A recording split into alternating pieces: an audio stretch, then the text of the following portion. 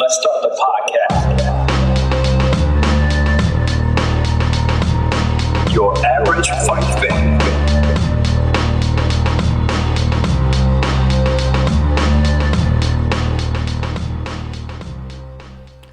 All right, guys, welcome back. This is episode 4. This is Your Average Fight Fan. I'm Juan. I want to take you guys on a little trip. We're gonna go back a week and we're gonna go forward a week. So I want to go over obviously the fight that's coming up on UFC Island, or as the Dana White likes to call it, UFC Fight Island. I also want to take you, like I said, back about a week or so and go over a little bit of UFC Fight Night, Poirier versus Hooker. That was a good fight card. Speaking of that, I just want to go over the last 3 fights on that main card. It was Dustin the Diamond Poirier against Dan Hangman Hooker. You also had Platinum Mike Perry against Mickey Gall. And you had John Volante against Maurice the Crochet Boss Green. Those nicknames are great. But yeah, so UFC 251 is going to be, actually. It's Saturday, July 11th.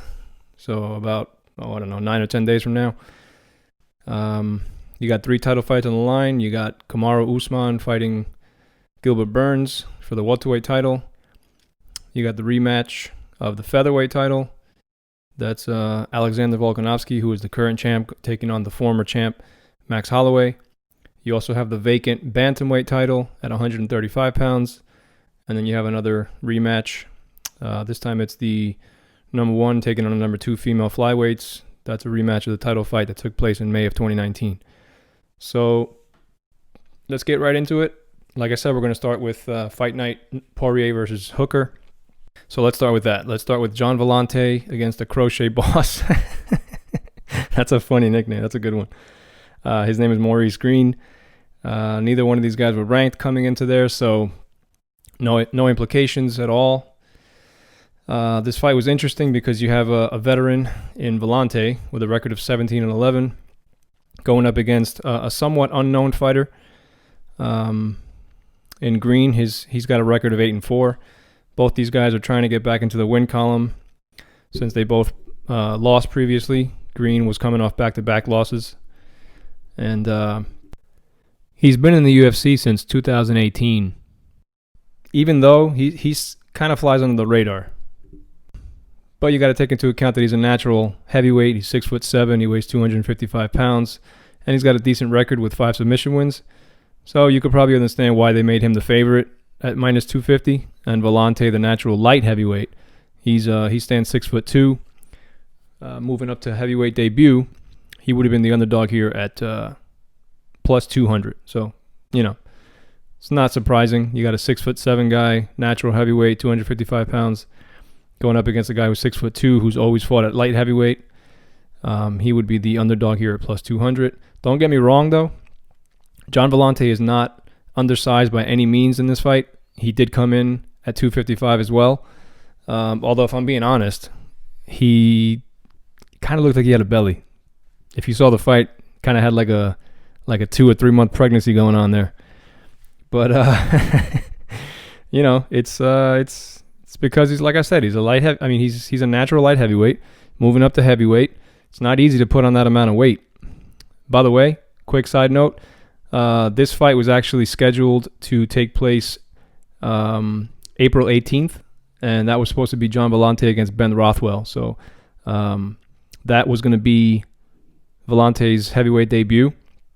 Unfortunately, that fight got canceled due to COVID, and then it was, postponed and then canceled ultimately, and then got rescheduled with Maurice Green. So anyway, during the fight, I thought Green was pushing the pace in the beginning. I thought he was the aggressor early in the first round. Although John Volante was landing, but he just wasn't landing enough, and he wasn't being as efficient as Green was. Then later on in the first round, I'd say more towards the later part of that round, Volante found some success with the low calf kicks. Those were effective, and you could see that they were starting to hurt Green.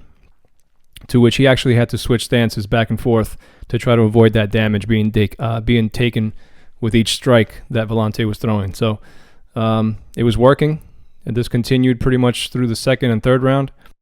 If you saw Green's lead leg, you could tell it was all bruised and battered from all the damage taken from all the kicks. So yeah, it was nice fat bruise on, I'd say, between the knee and the upper calf. It was pretty bruised up. Towards the end of the round, though, it seemed that the fight was going to be going to end in a decision, most likely for Volante getting his hand raised, and it would have been his first victory at heavyweight, which is pretty cool. He even landed a takedown late to seal that victory. In my opinion, would have given him the round and the fight. But then during that scramble, Volante has top control while in Green's guard, and Volante got a little complacent, and he got caught in an arm triangle choke from the bottom, nonetheless. So Green was on his back. Volante was facing down, got caught in an arm triangle choke. So, Green was able to submit Volante off his back and get the win. This was a super sneaky finish. Even the announcers were like, whoa.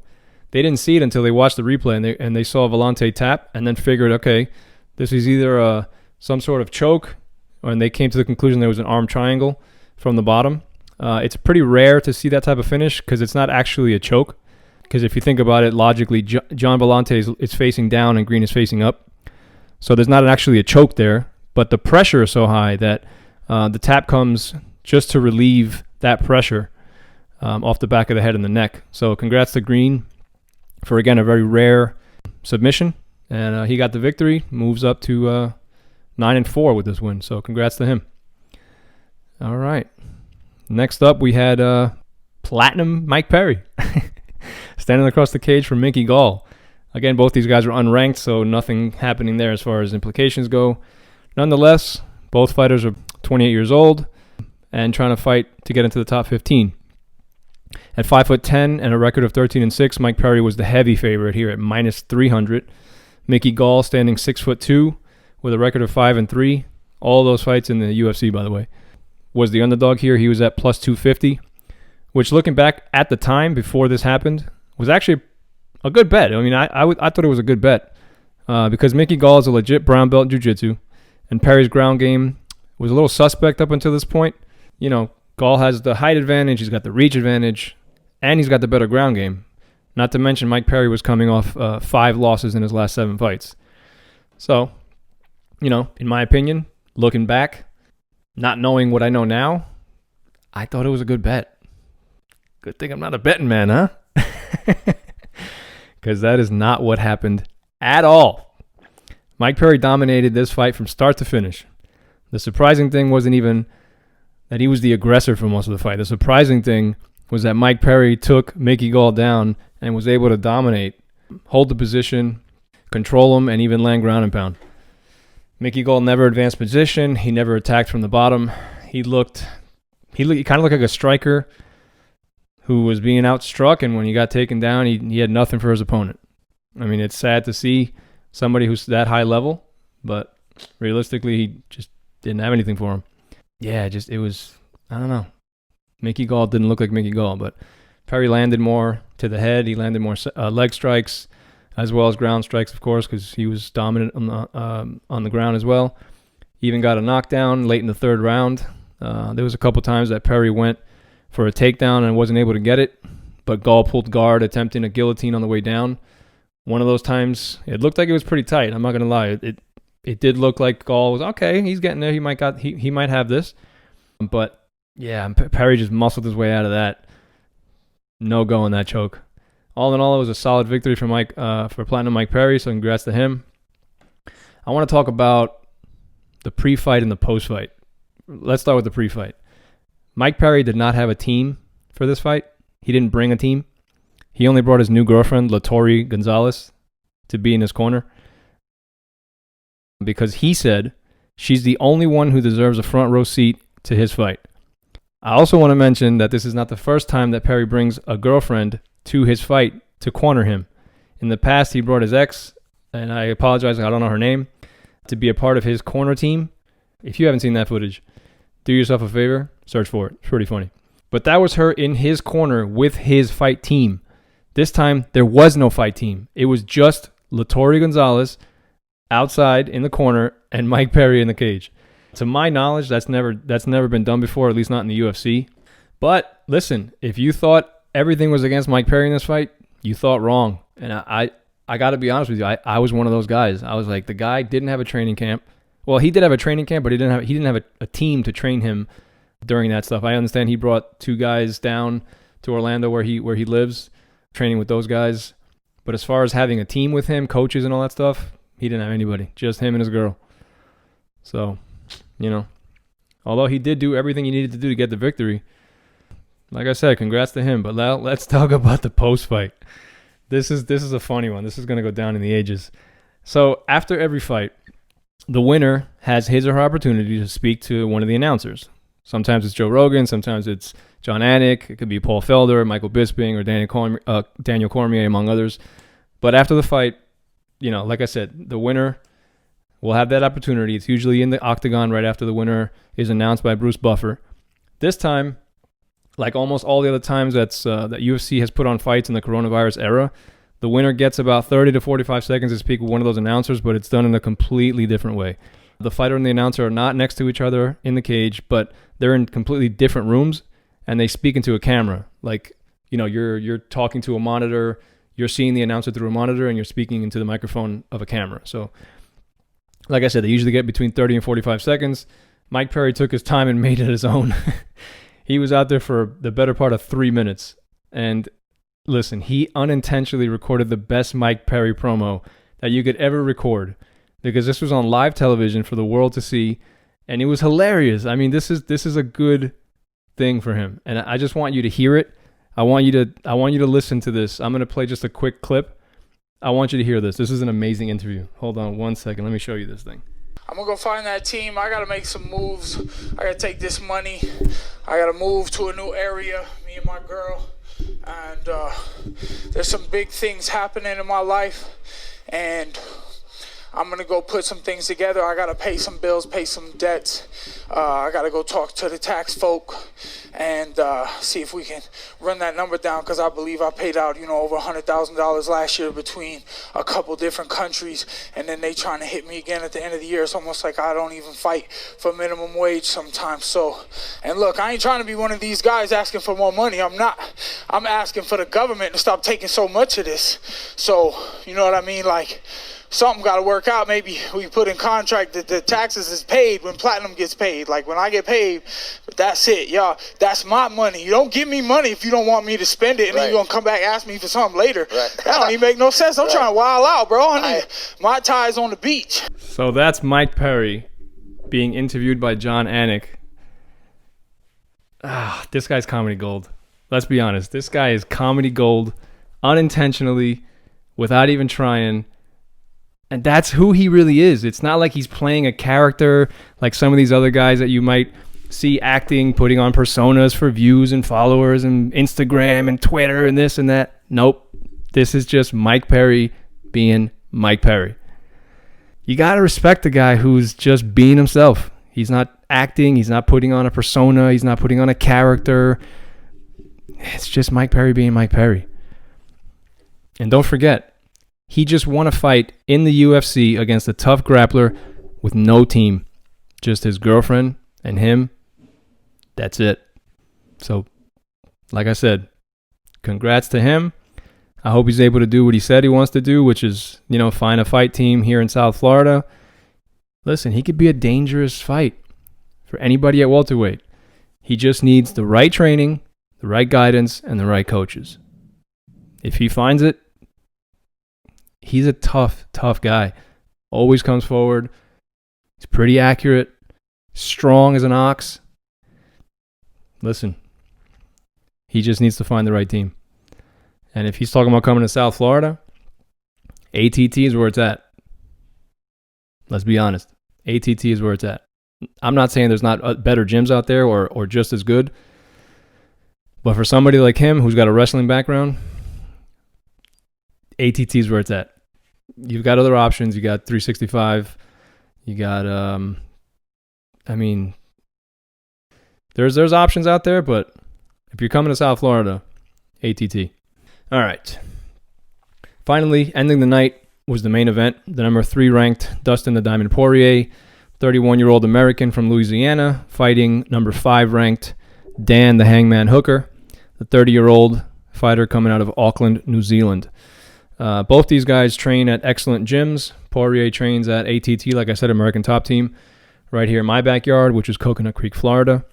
If you don't know their history, look them up. I mean, they got so many champions, dude. They just, there's too many to count. They have so many champions in different organizations, but legit. And then you got Dan Hooker. He trains at a City Kickboxing, which, let me remind you, they won Gym of the Year last year in 2019.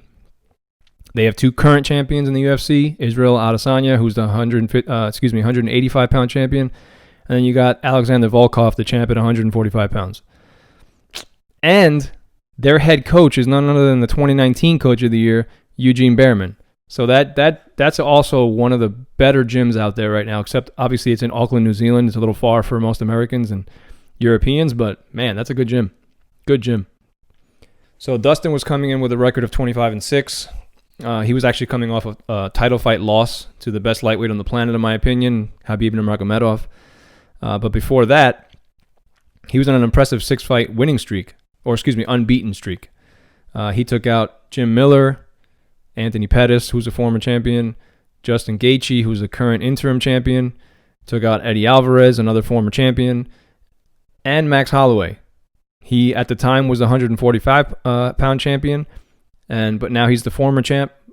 But you're talking like, man, that 6-fight unbeaten streak was unbelievable. There's very few people that have Dustin Poirier's resume, and I think that's why the odds had Dustin as the favorite here at minus 240, However, Dan Hooker also came in with a pretty impressive record at 20-8. He beat guys like Paul Felder, Al Iaquinta, James Vick, Gilbert Burns, who's actually now fighting for a title at welterweight in a couple of weeks. So it's crazy because Gilbert Burns actually got knocked out by Dan Hooker at 55, then moves up and has a crazy winning streak, and now he's fighting for a title. So things can happen in the UFC and things can happen in MMA. But Dan Hooker is the underdog here at plus 190. Hooker has a height and reach advantage over Poirier and likes to strike if he can keep the fight standing with his excellent takedown defense. He's been known to take people down if necessary, but it's not like his bread and butter, you know. He likes to he's more of an active fighter. He likes to be more active than his opponents. He likes to throw and land more than his opponent. He usually has success with that. If there's one weakness in Hooker's game, it would have to be his body shots, or not. I should say when he takes body shots. You know, we saw that on display when he fought against Enson Barbosa. You know, he lit Dan up with kicks and punches to the body, and he eventually stopped him from all that damage he was enduring. And you know, over 3 rounds, he actually stopped Dan Hooker. So Edson Barbosa was victorious over Dan Hooker in 3 rounds. But yeah, that was brutal to watch that fight. That was one of those crazy back and forth brawls too. But yeah, he's very tough. Dan Hooker's very tough. This, like most of Hooker and Poirier's fights, did not see too much ground time. Although there was a couple, you know, there's a few takedowns from Hooker and plenty of guillotine attempts from Poirier. Ultimately, the fight was determined through precise boxing and very high-level striking, in my opinion, from both guys. It was a hell of a fight. Particularly the second round, which was madness. You should definitely watch that if you haven't. They're already talking about this fight being considered one of the fights of the year, so that, you know, of course, there's other fights that are being considered as well, like Weili Zhang against Joanna Jędrzejczyk for the championship at 115. That's also being considered, you know. But this is a big thing, you know. Fight of the year honors is pretty huge. But yeah, it was a back and forth brawl. As crazy as this fight was, and as many blows as each fighter took. Not surprisingly, because they're both super tough. There was no knockdowns in this fight. These guys are super tough as hell. Hard fought 5 rounds that ultimately ended in Poirier getting the unanimous decision. Deserved, in my opinion. Even though Hooker landed 4 takedowns, like I said before, and Dustin only landed 1, I think Poirier was able to pass on 4 of those occasions. land ground and pound strikes and even get a late takedown of his own in the 5th round. Dustin also had 4 submission attempts to 0 for Hooker. You know, Dustin's jiu-jitsu is very high level. He's been a black belt since 2017. Although, by the way, kudos to Hooker for getting out of the 4 submission attempts. That's not easy to do, especially, like I said, Dustin Poirier's black belt jiu-jitsu is very high level. So overall, I just think Poirier was the victor due to landing more total strikes, being the smarter fighter, having his opponent very bloody. A lot of times the judges take that into account. They just feel like if one guy looks battered and bruised and bloody and the other guy doesn't, it just seems like that person would have taken more damage, even though sometimes it doesn't, but the judges take that into effect. Also, I think the clinch work from Poirier, and like I said before, the takedowns were successful.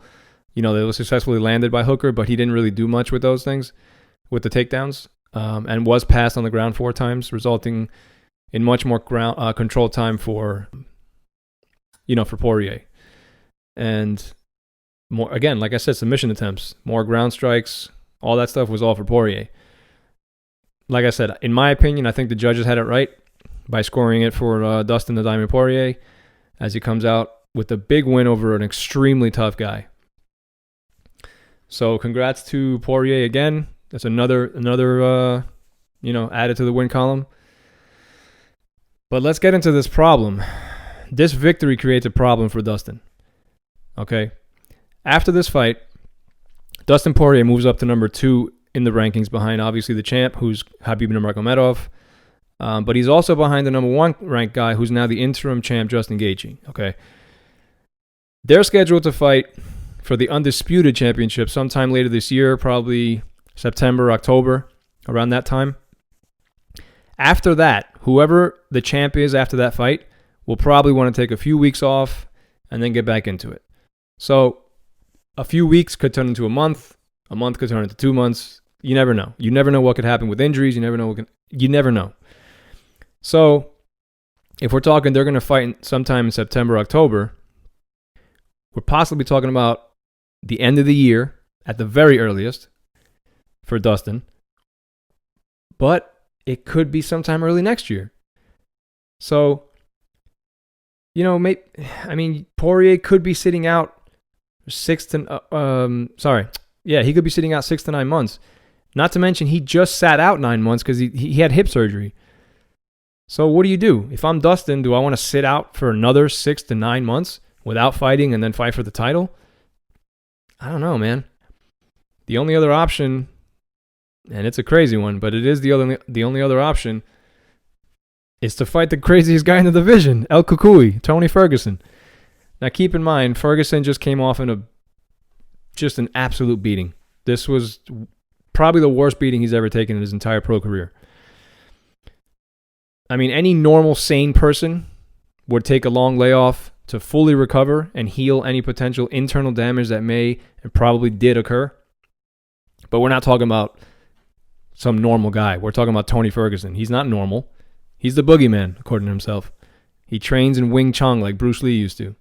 That's where if you ever see Bruce Lee train, he used to train with a wooden dummy. He would do strikes and blocks and all hand-to-hand combat with a wooden dummy. He's sometimes forced, Tony, sometimes forced to train himself or train by himself because no one's able to stay with him after training's over and everybody goes home or everybody takes their breaks. He doesn't take breaks. He'll do his 2-a-days and then he'll come in for a third session by himself running hills and shadow boxing and tire hammering and weightlifting and doing all this crazy madness. The guy's an animal. So what do you do if you're Dustin Poirier? What do you do? He's stuck between a rock and a hard place. Fight one of the toughest guys on earth and potentially lose out on your title shot, as many have done in the past, including Tony Ferguson, or do you wait for an undisclosed amount of time for your title shot? Who knows how long that undisclosed time could be? 6 months? 9 months? A year? Who knows? Only time will tell. But it does suck for Dustin Poirier. Like I said, he's in a predicament now. He's got a problem. It's tough. It's happened to a bunch of guys. It happened to Frankie Edgar. Yeah, I mean, it's happened before, and it just sucks. Like I said, happened to Tony Ferguson. He was supposed to fight for the undisputed title against Khabib, and he ends up getting injured. It is what it is. Oh, no, I'm sorry. No, it wasn't an injury. It was COVID. COVID stopped that fight. That was supposed to be on April 18th. COVID stops that fight. And then this whole thing with the international flying ban happens. So Khabib's not able to get into the country. So then they offered Justin Gaethje to fight Tony Ferguson because they were both in the U.S. for the interim title. And what happened? Justin Gaethje puts on the craziest beating of Tony Ferguson's career, and now Tony's sitting back, not getting his title shot, and Justin Gaethje is. Like I said, it happens, and Dustin's in that spot right now. So like I said, only time will tell. But he's got to make that decision. There's nobody else who can make that besides him. Of course, he's going to talk about it with his team and his wife and his family and everything else. But like I said, only time will tell. We'll see what happens. All right. So let's move on to the debut of UFC Fight Island. The real name is Yas Island, but I like it. I like UFC Fight Island. I think it sounds cool. Are you pumped for this? Because I am super pumped. I know people are like, boo-hoo, it's not a real island. It's not an actual island. It's not like a Caribbean island. It's just Yas Island in Abu Dhabi, a man-made piece of land in the Middle East. So what? Have you seen Yas Island? Look at the pictures of Yas Island and tell me you don't think that looks cool and that you wouldn't want to be there. It's got Ferrari World in there. Come on. Stop it. I like it. I think it looks really cool. So yes, I'm pumped for this. And they're going to have multiple events there. It's going to be cool. And let's not forget, that's the debut of 251 as a fight card. So come on. 3 title fights in one night. We're still 10 days away. So I'm only going to go over the main card for now. I'll put an episode together after the fights and discuss the whole card. But for now, I just want to do the main card so we can kind of get a brief preview of what's going to happen. So let's start with the first fight opening the ESPN pay-per-view. It's going to be number 14 ranked Amanda Ribas taking on the very famous, just a dime piece, unranked 12-gauge Paige Van Zandt. If you don't know who Paige Van Zandt is, please look her up. She's a little cutie pie. You'll thank me later. Also, you might not see her in the UFC after this. This is actually her final fight on her contract, on her current UFC contract. And there's speculations that she's going to go and sign with Bellator because her husband is currently on the Bellator roster. And she probably will make more money to fight lower level competition. I say that with all due respect to the girls in Bellator, but it's the truth. I mean, UFC is the pinnacle for men and women. Invicta FC might be right there, but let's be honest. UFC is top competition, and Bellator doesn't really have that right now. So like I said, if this is her the final fight on her contract for the UFC, I think she had a pretty decent career. She became super famous, probably making more money outside the UFC now than inside. But yeah, her husband fights there, and like I said, she would probably make more money fighting in Bellator and fighting lower level competition. So anyway, Ribas has a better record than Paige does. Ribas has a record of 9-1. Van Zandt's record is 8-4, but they both stand 5'4". They have almost identical reach. I really don't think it's gonna be a factor in this fight, to be honest with you, because Ribas is just an absolute monster, and she's ranked 14. Come on, that's like putting. Yeah, she's a monster dressed in a 14 ranked Halloween costume. That's the truth. She doesn't get hit a lot. She lands just shy of 5 significant stripes per minute. She's got 85% takedown defense and 50% takedown accuracy. This is going to be a well-rounded bout. I mean, Ribas likes to mix in takedowns in her strikes. She likes to change levels and confuse her opponents. She likes to dictate the pace, and if she does those things, she's usually victorious. I think her record and her fighting style is the main reason why she is the very, very heavy favorite here at -800. Paige, on the other hand, is more of a stand-up fighter who also mixes in takedowns from time to time, though. Just she's a striker who likes to mix in the takedowns from time to time, and she'll go for the occasional submission attempt if it presents itself. She does have 3 wins by submission, so that in her defense, she does have 3 wins by submission. She's only lost to like high-level girls: Tisha Torres, Rose Namajunas, who's a former champ, Michelle Waterson, who's top 7, I want to say now, and Jessica Rose Clark. She's not the type of girl who's going to be the aggressor or dictate where the fight goes, although she has done that in the past. She will usually wait for her opponent to strike and try to counterattack. That being said, the odds have her as the highest underdog on this whole card at plus 550. Either way, I think it's still going to be a good fight. Next up, on the main card, you got a rematch of the Flyweight Championship bout from May of 2019. You got the number 1 ranked Brazilian fighter, Jessica Andrade, taking on the number 2 ranked American fighter, Thug Rose Namajunas. Her nickname is awesome, and every time I hear her nickname, I automatically think of Daniel Cormier when Rose was fighting for the title against Joanna Jędrzejczyk, and Rose knocks Joanna out with a left hook, and Daniel Cormier starts screaming, "Thug Rose! Thug Rose! Thug Rose!" Her nickname always brings me back to that. Anyway, both fighters are 28 years old. Andrade stands 5'1" with a 62-inch reach. And she's going to be the much stronger, more aggressive fighter. She throws over 6.5 significant strikes per minute and absorbs almost as much at 5.5. So she's a brawler. Rose has the height advantage and the reach advantage. She stands 5'5" and has a 65-inch reach. I think Rose is the smarter fighter and probably has better ground game. She probably has the advantage on the ground.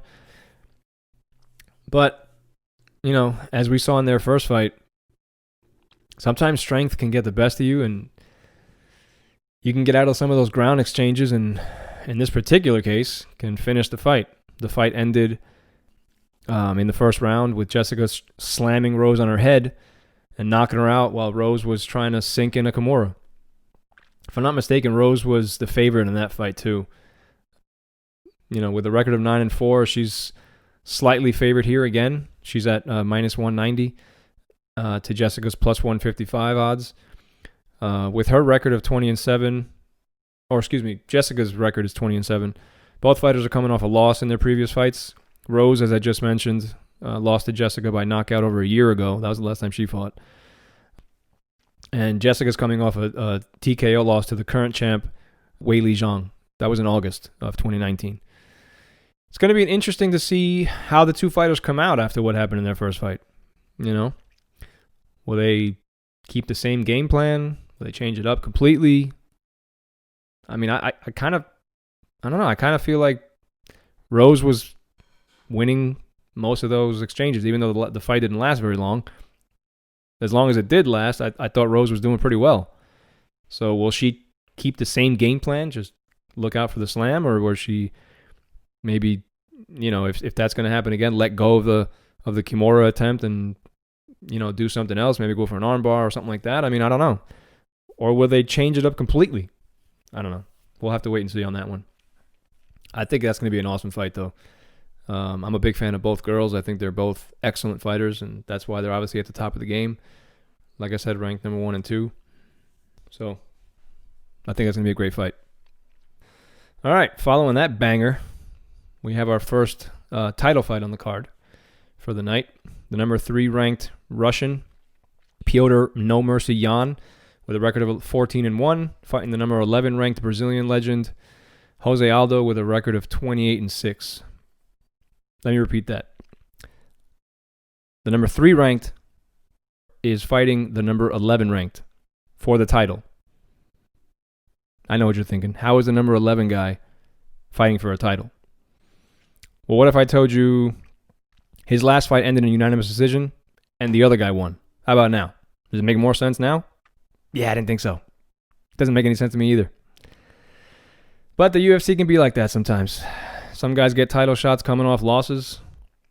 Some guys get title shots being ranked, number 11 in this case.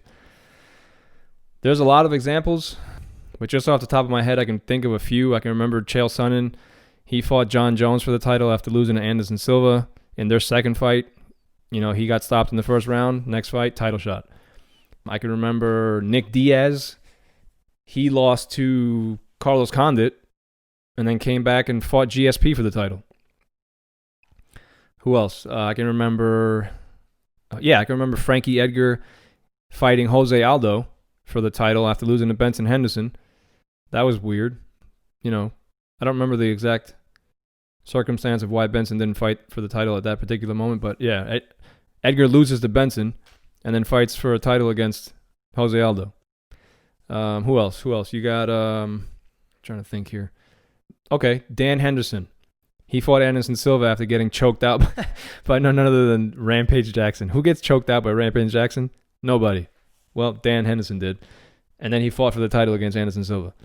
Who else? How about... Oh, yeah. Yeah, that's right. Miesha Tate. After losing to Kat Zingano by a brutal beating, she got her ass kicked. Miesha Tate ends up fighting Ronda Rousey for the title and then loses to Armbar again. So, it definitely happens. It does. It happens. But like Max Holloway always says, hey, it is what it is. Life goes on. And we continue to watch. Why? Because we love fights. And if we're going to love fights and continue to watch, then we're going to watch the number 11 guy fight the number 3 guy for the vacant title. So, yeah. Oh, by the way, just so you know, they are fighting for the title, and this is the bantamweight title that is vacant. The belt was vacated by Henry Cejudo, who retired after he was defending the title for the first time against Dominic Cruz. This was in May, just last month or a couple months ago. And then he retired. He said, "I'm done. I have the 125 belt. I have the 135 belt. I have an Olympic gold medal. I defended both belts. I'm done. I'm retiring." He's 31 years old. He's out. Do I believe he's out? No. But at this particular moment, he's not. He's no longer the bantamweight champion. So that's a conversation for a different time, for a different episode, sometime down the road. But he is no longer the current champion, so the bantamweight title is vacant. And like I said before, it's going to be Petr Yan against Jose Aldo doing that. So we have an interesting matchup because the Russian is a professional Russian boxer, and he's taking on the Brazilian Muay Thai fighter who, in my opinion, used to have some of the most vicious leg kicks I've ever seen. And when he was at 145 pounds, the most vicious in the division by far. For some reason, I don't understand why he just hasn't thrown him. He hasn't thrown him in past few years. I don't know why, though. This guy had so much success with those kicks. He was kind of like the first guy to really use calf kicks and leg kicks to his advantage and just break guys down. Now it's being used all the time, but I don't understand why he doesn't throw them anymore. It's weird. I don't know. Anyway, both guys stand 5'7". Both guys throw bombs. If I had to put like a meter on how hard each guy hits, I would say that Yan is probably the stronger fighter. Yeah, I think Yan is stronger than Aldo, and he smothers his opponents. I also think that Aldo has the experience advantage. He's fought everybody at 145 pounds and beaten just about all of them. You know what I think, though? I think after he lost by knockout to Conor McGregor, I think he's been like an emotional fighter in the cage. He lets his emotions get the best of him at times, and he's gotten cracked and he's gotten rocked by standing in the phone booth. That's when two guys are real close. They're kind of standing in the pocket. Sometimes he got rocked and he's gotten outstruck. He got outstruck by Max Holloway and Alexander Volkanovsky. And I think that cost him dearly. He is a very emotional fighter, but he also did come off 2 very impressive wins over 2 pressure fighters, Jeremy Stephens and Renato Moicano. Both of those were by stoppage, so he has the ability to overcome these minor emotional, I guess you can call it an emotional battle with himself. He definitely has the experience and he definitely has the capabilities of overcoming that stuff, but we have to wait and see how he reacts to the pressure of Petr Yan. Listen, Petr Yan is the favorite at minus 250. Aldo's at plus 200. So Vegas sees it as, is he capable of overcoming that pressure? They don't think so. They think that Petr Yan's gonna win this fight. That's why he's the favorite, minus 250. We'll have to wait and see. It's one of these. I think it's going to be a back and forth brawl, just like it was with Marlon Moraes. Anyway, next up, co-main event. You got two guys I just mentioned before that outstruck Jose Aldo. They're fighting each other for the rematch. You got the champ, Alexander Volkanovsky. They call him Alexander the Great. His record is 21-1. He'll be standing across the cage from widely considered one of the best featherweights of all time. Number 1 ranked, Max Holloway. He's got 21 wins, 5 losses. Unfortunately for Max, he's 1-2 in his last 3 fights. Granted, those 2 losses were title fights. One of them was at 145 pounds, which he did lose, which was his previous fight against Alexander Volkanovsky. And the other one was at 155 pounds. That was also for a title, but this one was an interim lightweight title against Dustin Poirier, which, again, he lost that fight. So, he's coming off, like I said, 1 win, 2 losses in his last 3 fights. But before that, he was on a crazy 13-fight winning streak. This guy fought everybody and beat all of them. Andre Fili, Cole Miller, Cub Swanson, Charles Oliveira, Jeremy Stevens, Anthony Pettis. He fought all day Jose Aldo twice, beat him twice, stopped him twice. He beat Brian Ortega in one of the nastiest beatings I've ever seen. In fact, he broke a record for most significant strikes in one fight. He also beat Frankie Edgar. Tell me who has a better resume in 13 fights. People might come up with maybe 1 or 2. Not many. That's a crazy resume. Unbelievable. I can't imagine. If that's not an amazing resume, I can't imagine what is. But the problem is that standing across the cage from him is going to be the guy who's on a current 18-fight winning streak. That's nasty. And you know what? Max is on the top of that list of names. He just beat Max. And Volkanovsky is the favorite here at minus 225. I think his record and his previous bout, I think that might be the reason for why they made him the favorite. Max is the underdog at plus 175. Listen, Max has a 5-inch height advantage. He stands 5'11". That's kind of weird too, because Max is 5 inches taller than Alex, but Alex has a 2.5-inch reach advantage. Alex is 5'6". How's that crazy? This guy's got either the craziest, longest arms, or Max just has short arms. But that's 5-inch height advantage, but then you have a 2.5-inch reach disadvantage. That's kind of crazy. But anyway, yeah, so both guys are very active. They both land over 6 significant strikes per minute. And both of them are nearly impossible to take down. So, like most of Max's fights, this is probably going to be a stand-up battle. Last time, Alexander was very effective with the low calf kick. That was hurting Max. And, Max had to switch stances. Having a fight in his weaker side. Not that Max's weaker side is a weak side. It's probably stronger than most guys' strong side. But when you're training the entire fight camp on your strong side, on your lead side, the side that you're always fighting with, it takes a toll on you during the fight because you're having to rely on the other side to avoid the damage from the leg kicks. So, in my opinion, that really hurt Max. And I don't know if you saw that fight, but if you did, in the beginning, Max was fighting almost the entire fight, like I said, on his weaker side. He still won rounds 4 and 5 on that fight. He ended up losing the fight by decision, but he ended up winning round 4 and round 5. So if you're Max Holloway, you're coming into this fight thinking, okay, I was getting my butt whipped. I had to switch stances, so now I'm no longer using what I trained with, and I still ended up finishing as the fresher fighter and winning the last 2 rounds. I don't know. You got to be pretty positive. You got to be pretty happy with your result, even though, well, not the result, but the actual fight itself, the way it ended. Of course, he ended up getting the loss, but You got to take the positive out of that and think, okay, I finished better than he did. So, it's going to be interesting. See what he does. I'm curious to see how it plays out. What will Max do with the leg kicks? Will he try to avoid them? Has he worked on checking leg kicks? Has he worked on switching stances from the get-go? Will he fight through the pain again? You never know. I mean, Max is a crazy, crazy guy, and he's strong and he's tough, and for the most part, he usually finds a way to win. In this particular case, he didn't, but I think he's going to be coming in here pretty positive.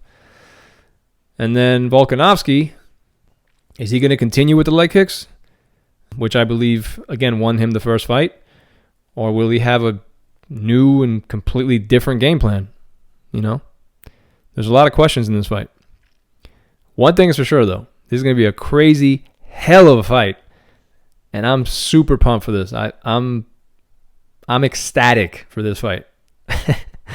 I don't know, man. I love this sport too much. I guess that's my problem. But, yeah. All right, so lastly, we got the main event, which is Kamaru Usman, the Nigerian Nightmare. He puts his welterweight title and his 16-1 record on the line against the number 1 ranked Brazilian, Gilbert Durinho Burns. His record is 19-3. He's actually moving up from lightweight. Not for this particular fight. He moved up from lightweight, he's a legit welterweight, and he's coming on. He's been on a tear at 170. He's on a 6-fight win streak, beating guys like Gunnar Nelson, Damian Maia, Tyrone Woodley, who he just beat to get this title fight. This guy's a legit black belt in BJJ, and he's actually got a really much improved striking. He might be the faster guy in there. I'm not sure, but Usman is definitely the bigger, taller, and stronger guy. He's going to have a 5-inch reach advantage, which may cause problems for Gilbert because Usman likes to stay at distance and use that reach. Although he also likes to put his opponents against the cage and use the clinch, to cause damage and then take the guys down, kind of like he did to Tyrone Woodley to win the title. He likes to work a little bit of the ground and pound. He's a tough, really, really tough guy. But I think one of the major factors in this fight is going to be the wrestling and cardio of Usman. He's taken every single one of his opponents down in the octagon except for his previous fight with Colby Covington. He didn't attempt any takedowns on that because Colby's wrestling is just as good as Usman. So, but every other person he's ever fought in his whole MMA career, he's taken him down, and he's never been taken down in his whole career, never. So that's huge. That means that he's taken down, Leon Edwards, Warley Alves, Sean Strickland, Sergio Moraes, Damian Maia, Rafael Dos Anjos, and Tyrone Woodley, just to name some. He's a tough guy, and he uses his wrestling very well. So that poses a problem for Gilbert Burns. The path to victory for him is kind of limited. Burns can win by submission, if he can maybe reverse a takedown or get dominant position, and he can maybe pull off a submission, in that, or even maybe get one off his back. He could win by TKO. I mean, I would say that the KO is the win in that aspect is a much less likely thing to happen than the submission. I think he has a better chance of winning by submission, but it is possible. He could potentially knock out or TKO Usman. It is a possibility. Another major factor is that both guys train at the same gym. They both train, down the road from my house at Hard Knocks 365. It's in Fort Lauderdale. They've trained and sparred together, for a long time. They know one another. They know one another's tendencies. They know each other's weaknesses. And that's going to be very, very important in the mental and in the physical part of the match. It's when you know someone, when you spar with someone, that doesn't necessarily mean that the fight's going to go the same way the sparring sessions went. But you've been around this person. You've trained with this person. What their strengths are, what their weaknesses are. You may have picked up on tendencies. Maybe Usman drops his left hand when he throws a right hand, or maybe he drops his right hand when he throws a left lead front kick. That type of thing. You're going to watch video on his fights, but you're also going to try to remember training with him and noticing his tendencies too. So, that's pretty big. It's huge, But, I still think it's going to be a hell of a fight. I think, I think no matter what happens, I think they're both going to shake hands. They're going to continue to be training partners and friends after the fight. So that's a good thing. But, just keep in mind that is a big, big factor if you know and train with the person you're fighting. Just as a side note, all the odds that I've mentioned today, they're they tend to change. The odds that I'm referring to today is as of today, as of the recording of this podcast. Like I said, they change all the time leading up to the fight, but it's usually like, it's not that the favorite's going to become the underdog or vice versa. It's usually just the numbers that change, making someone either less or more favored. You know what I mean? That type of thing. It's not going to be like, okay, Usman was the favorite. What did I say? I haven't said it yet. Usman today is the favorite at minus 230, and Gilbert Burns is the underdog at plus 190. That's not going to flip-flop. That might change. Maybe Usman becomes less of a favorite. Maybe he goes down to, 200 or minus 190 or something like that. But I don't think it's going to flip-flop. So like I said, today, as of the recording of this podcast, Kamaru Usman is favored at minus 230, and Gilbert Burns is the underdog at plus 190. Okay. You know what I mean? That's going to be a good fight. I'm pumped for this fight. I like the way Usman is always the pressure fighter. I like that he uses his excellent wrestling, but he's been using his striking so much as of late that he really feels confident enough to stand with anybody in the division. Now, you have to understand that Gilbert Burns is no slouch in the stand-up. Yes, he's an excellent jiu-jitsu practitioner. He's a legit black belt. If I'm not mistaken, he's a couple of times world champion, maybe more. I can't remember. But he's confident in his striking too. He knocked out Damian Maia in the first round with a right cross. That was nasty. He stood up almost the entire fight against Tyron Woodley. Tyron Woodley has one of the craziest right hands in the whole sport. He knocked out Robbie Lawler for the title, with the craziest, just nasty right. I can't remember if it was, I think it was a right hook. He's got crazy power, and Gilbert Burns stood up with him practically the whole fight and outstruck him, so he's confident in his striking too. So I think it's going to be a really good fight. I think it's going to be, I don't know if it's going to go the distance. I don't like to predict. I never say, okay, this person's going to win, this person's going to lose. I don't like to predict. But I just think it's going to be a really good fight. But, that's all I have for you guys tonight. I want to say I wish every fighter on the card good luck and best wishes. I also want to say that I hope that everyone who's listening has a great holiday weekend. As you all know, July 4th is coming up, quickly approaching in a couple of days here. So I hope that you guys are having a great weekend. And regardless of how you're doing it and how you're celebrating, I just, whether you're wearing a face mask or you're doing social distancing, whatever it is, I just want you guys to be safe. Please, please, please be safe. Do whatever it is that you need to do, but keep yourself safe out there. Coronavirus is killing a lot of people, especially here in Florida. Even though the deaths are down, the total positive results are up. So please, please be safe. As always, I'm Juan, your average fight fan. Good night.